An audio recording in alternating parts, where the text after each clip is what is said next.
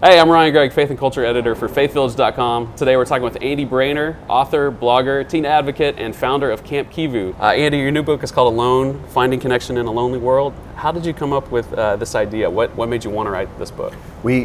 I get asked a lot as I speak to teenagers all over the world, what's the biggest issue in teenage world? In fact, a publisher, the Nev Press, actually called, who published this book, and the acquisition editor said, tell us what's the biggest issue we need to deal with, obviously because they're going to sell books and want to resource people and all that. Sure. And so I said, you don't want to know. And so she's laughing on the other end of the line and she goes, no, like really, what's going on? What's going on in the teenage world?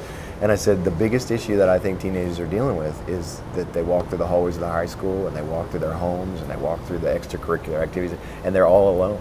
They don't feel like they connect with anybody. They're not known. They don't really know. And so she goes, we can't write a book on that. Nobody buys a book called Alone, you know. She goes, what's the second biggest issue? So anyway, I wrote about dating and all that previous to this book, and then they came back and they said, we've had some really interesting talks about this book, this dating book we released, and I think you were right the first time. Really? And I went, interesting. Touche.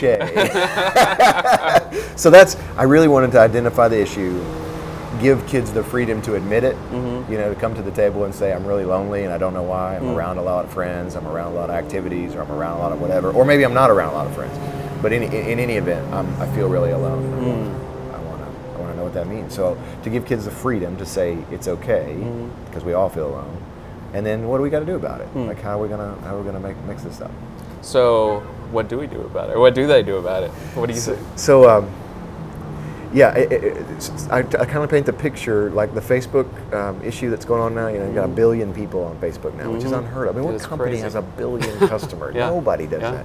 So, but every kid that I know is on Facebook in some regard. And so, mom, there you go. Yeah, everybody. So, so what I see happening on Facebook a lot of times is we like to post pictures of the good times because nobody posts things. Yeah, nobody posts bad stuff on Facebook. That's stupid.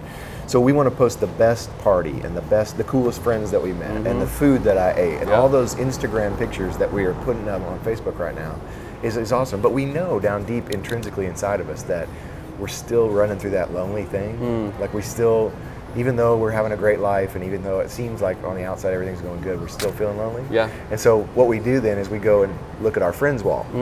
We go, well, I wonder what they're up to today. And we start clicking through their pictures. And we find that they've posted the good times stuff.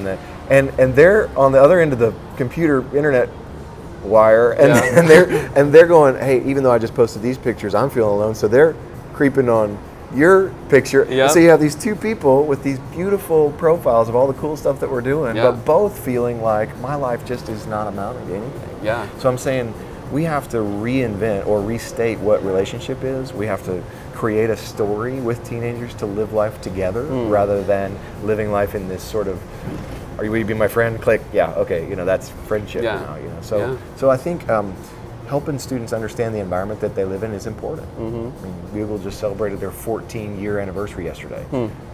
These are the first teenagers that have grown up without knowing that the world exists without Google. You know, Facebook wasn't around before 2004. Which is crazy. They don't know the environment that you can have a friend without Facebook. And so how are we going to use Facebook for the good things, but also understand we got to live in story together. We can't just live friendship online. So that's sort of one point. No, that's good. The rest of it, you got to get the book.